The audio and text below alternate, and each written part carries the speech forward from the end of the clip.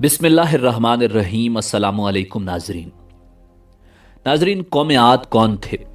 दुनिया की सबसे ताकतवर तरीन कौम को अल्लाह रब्बुल इज़्ज़त ने कैसे तबाह किया और कुरान मजीद फुरकान हमीद में कौम आद के हवाले से क्या इरशाद फरमाया? कौम आद इस वक्त कहाँ मौजूद हैं? जदीद तहकीक ने किस मकाम से कौम आद के मुजस्मे दरियाफ्त किए? यही हमारी आज की वीडियो का मौजू होगा। और आज हम आपको खजूर के दरख्तों के बराबर कद और मजबूत तरीन जिसामत वाली कौम आद की इबरतनाक दास्तान सुनाएंगे। मगर वीडियो में आगे बढ़ने से पहले अगर आप हमारे चैनल पर नए हैं तो बराए मेहरबानी हमारा चैनल info@adil सब्सक्राइब करें, जहां आपको बिलखुसूस इस्लामिक हिस्ट्री और बिलुमूम दुनिया भर की मुनफरिद मालूमात पर मबनी वीडियोस मिलती रहेंगी।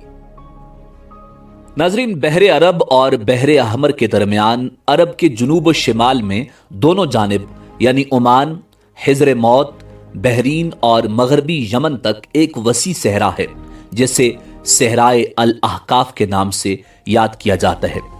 इसे सहराए आजम अद-दुनिया और अर-रबी अल खाली भी कहा जाता है।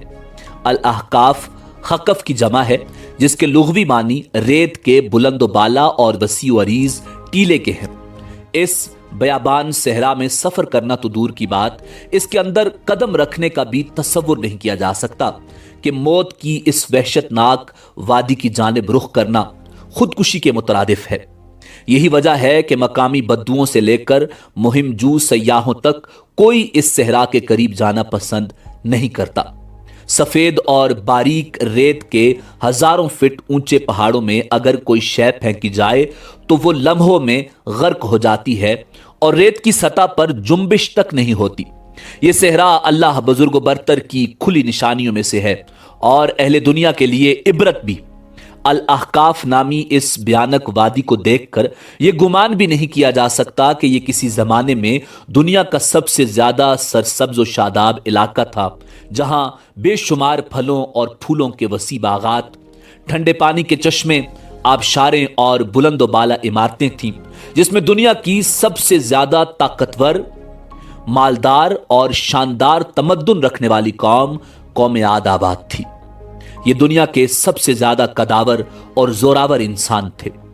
इतने ताकतवर लोग अल्लाह ने फिर पैदा नहीं किए, जैसा कि अल्लाह जल्ला शानुहु ने कुरान मजीद फुरकान हमीद में इरशाद फरमाया, इन जैसी कोई कौम और मुल्कों में पैदा नहीं की गई।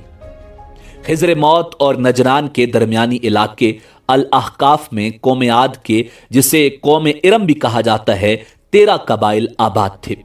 कौम आद के अल अहकाफ में रहने से मुताल्लिक कुरान मजीद फुरकान हमीद में अल्लाह रब्बुल इज़्ज़त ने इरशाद फरमाया, ऊद को याद करो जबकि उसने अपनी कौम को अहकाफ में डराया। नाजरीन, अल्लामा जलालुद्दीन सुयूती रहमतुल्लाह अलैह अपनी तफसीर दुर्र मंशूर में तहरीर करते हैं कि कौम आद निहायत जोरावर और बहादुर कौम थी। ये बुत परस्त थे। उनके 2 बुतों के नाम हमूद और हब बयान किए गए हैं। इब्न कसीर ने अपनी तफसीर में तीसरे बुत का नाम समद भी बयान किया है। नाजरीन, आद एक कदीम अरबी कौम है जिसका जिक्र कुरान मजीद फुरकान हमीद में सूरह हूद और सूरह फजर में आता है। इस कौम पर हजरत हूद अलैहिस्सलाम को नबी बनाकर भेजा गया था। जब इस कौम ने शिर्क और बुत परस्ती तर्क न की तो अल्लाह रब्बुल इज़्ज़त ने अजाब नाजिल करके इसे तबाह कर दिया।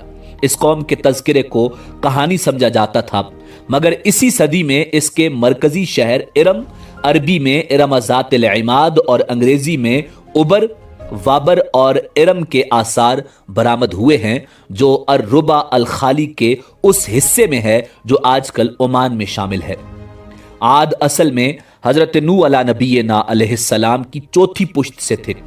आद बिन औज बिन इरम बिन साम बिन नू, और उनके नाम पर इस कौम को पुकारा जाता है, यानी इस कौम का नाम इनके जद्द अमजद के नाम पर था। कौम आद को मशहूर रिवायात के मुताबिक एक अजीम आंधी से तबाह किया गया था। कुरान के मुताबिक ये कौम दुनिया और आखिरत दोनों में अल्लाह की रहमत से दूर और महरूम है। नाजरीन, जदीद तहकीक के मुताबिक ये कौम 3000 साल कबल मसीह से लेकर पहली सदी ईस्वी तक मौजूद थी। इनको 1000 सुतूनों वाले शहर की कौम भी कहा जाता है। नाजरीन, हजरत हूद अलैहिस्सलाम एक तवील अरसे तक अपनी कौम को वाज़ो नसीहत करते रहे। کبھی وہ انہیں اللہ کی طرف سے عطا کردہ نعمتوں کی یاد دلاتے تو کبھی عذاب الہی سے ڈراتے، مگر وہ بہرے اور اندھے بنے رہے۔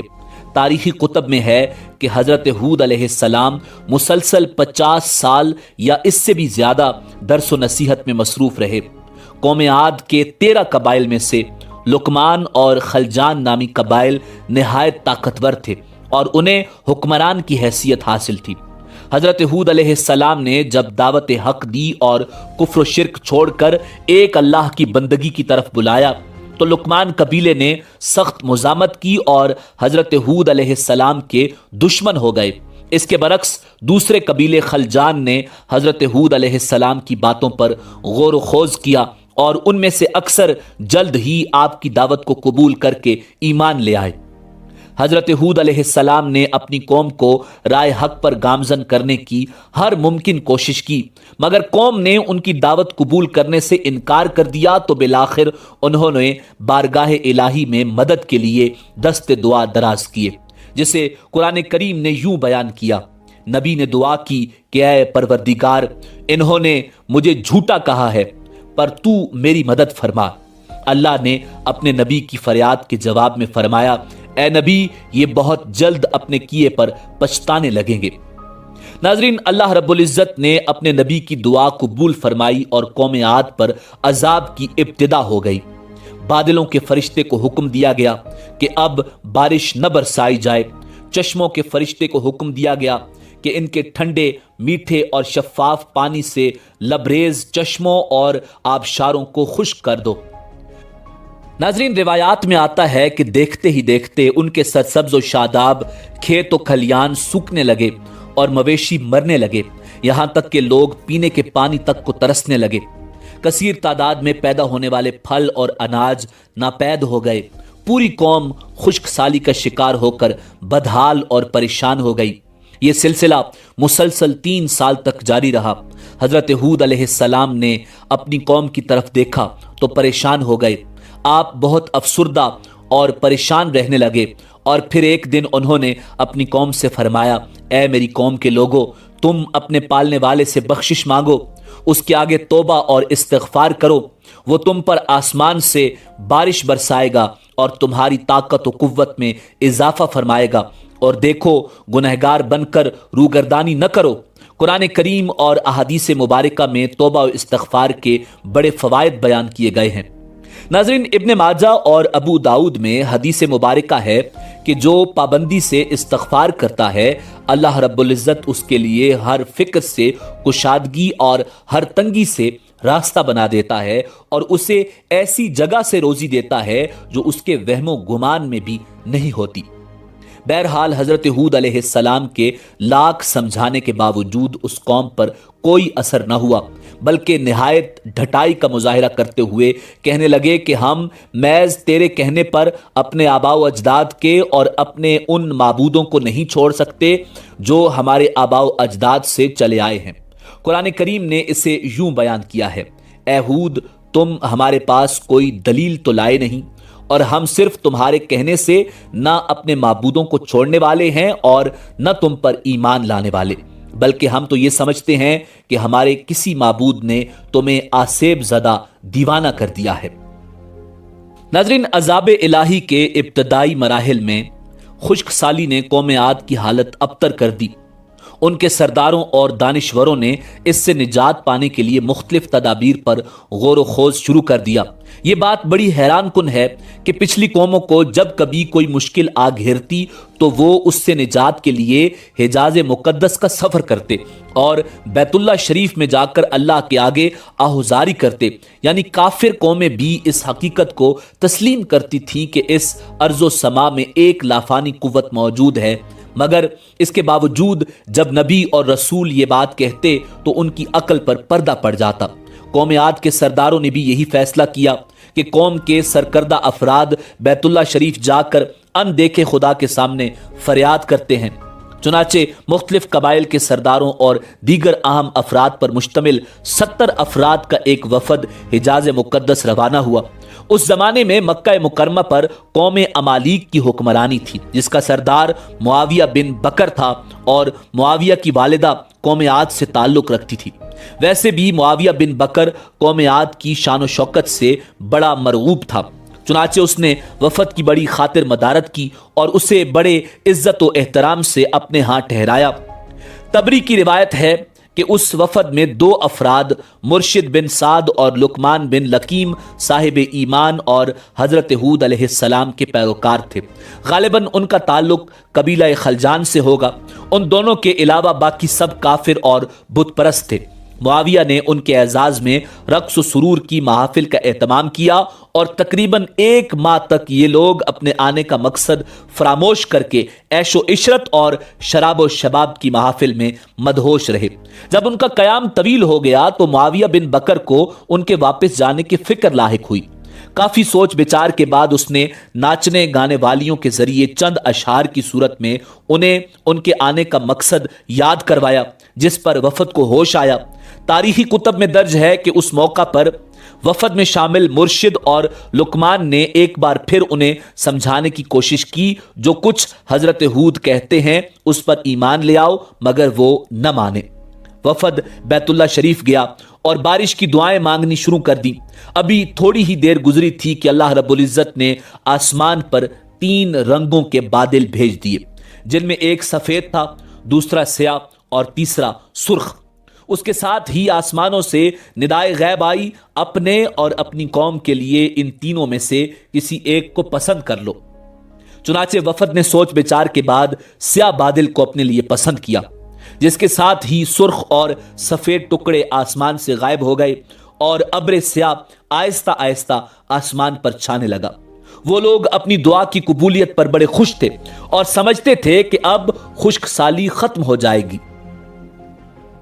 नाज़रीन, रिवायात में आता है कि पूरी कौम ने खुशियां मनानी शुरू कर दी, मगर हजरत हूद अलैहिस्सलाम समझ गए थे कि ये अजाब इलाही है। लिहाजा उन्होंने एक बार फिर अपनी कौम को मुखातिब करते हुए फरमाया, ऐ मेरी कौम, ये अल्लाह का अजाब है जो तुम पर नाजिल हुआ चाहता है। फिर उन्होंने अल्लाह ताला का फरमान उन्हें सुनाया, नहीं बल्कि दरअसल ये अबर वो अजाब है जिसकी तुम जल्दी कर रहे थे। ये हवा का तूफान है जिसमें दर्दनाक अजाब चला रहा है, जो अपने रब के हुक्म से हर चीज तबाह कर डालेगा। नाज़रीन, हदीस शरीफ में आता है कि अम्मा आयशा सिद्दीका रजी अल्लाह ताला अन्हा ने हुजूर नबी करीम रऊफुर रहीम सल्लल्लाहु अलैहि वसल्लम से पूछा, या रसूलुल्लाह सल्लल्लाहु अलैहि वसल्लम, लोग तो बादल देखकर खुश होते हैं कि अब बारिश होगी, मगर आपके चेहरे पर इसके बरक्स तशवीश के आसार नजर आते हैं। आप सल्लल्लाहु अलैहि वसल्लम ने फरमाया, आयशा, इस बात की क्या जमानत है कि इस बादल में अजाब नहीं होगा? जबकि एक कौम हवा के अजाब से हलाक कर दी गई थी, उस कौम ने भी बादल देखकर कहा था, यह बादल है जो हम पर बारिश बरसाएगा। नाज़रीन, रिवायात में आता है कि कौम आद ने उस अजाब को बसूरत बादल अपनी बस्तियों की तरफ आते देखा तो कहने लगे, ये तो बादल है, हम पर बारिश करने वाला है। कुरान करीम में है कि अल्लाह रब्बुल इज्जत ने तेज आंधी का यह अजाब 7 रातों और 8 दिनों तक मुसलसल जारी रखा। आंधी ने किसी एक को भी न बाकी छोड़ा। ये हर एक के पास पहुंच गई। गारों के अंदर, पहाड़ों, घाटियों और चोटियों, घरों, महल्लात और किलों के अंदर सबको फना कर डाला। इब्न उमर रजी अल्लाह ताला अन्हो से मरवी है कि नबी करीम रऊफुर रहीम सल्लल्लाहु अलैहि वसल्लम ने इरशाद फरमाया, वो आंधी जिसके जरिए कौम आद हलाक की गई, अल्लाह ने उन पर अंगूठी जितनी जगह की मिसल हवा खोली थी। बस वो हवा पहले देहात में गई और वहां के लोगों और मवेशियों और मालों को उठाया और आसमान और जमीन के दरमियान ले गई। अल्लाह ने उस खौफनाक आंधी से हजरत हूद अलैहिस्सलाम और उनके साथियों को महफूज रखा और उन्होंने खतीरा नामी एक बस्ती में पनाह ली, जहां अजाब उन तक नहीं पहुंचा और वो अमन व सुकून से रहे, और बाकी पूरी कौम अल्लाह रब्बुल इज्जत ने तबाह व बर्बाद कर दी। नाज़रीन, अल्लामा तबरी की बाज रिवायतों में है कि हजरत हूद अलैहिस्सलाम की उम्र 150 साल थी। آپ کو 50 برس کی عمر میں نبوت عطا کی گئی، 50 برس تک قوم کو واعظ و نصیحت کرتے رہے، قوم کی ہلاکت کے بعد مزید 50 برس تک زندہ رہے اور اہل ایمان کو واعظ و درس فرماتے رہے۔ تاریخی کتب سے پتہ چلتا ہے کہ حضرت ہود علیہ السلام کا مزار حجر موت کے ایک مقام پر ہے، جہاں عرب کے مختلف حصوں سے ہزاروں کی تعداد میں لوگ جمع ہوتے ہیں، اگرچہ یہ قبر تاریخی طور پر ثابت نہیں۔ ناظرین، اسی امید کے ساتھ اجازت دیجیے کہ آپ کو ہماری ویڈیو پسند آئی ہوگی۔ ملتے ہیں بہت جلد ایک نئی تاریخی، تحقیقی اور معلوماتی ویڈیو کے ساتھ۔ دیکھتے رہیے info@adil۔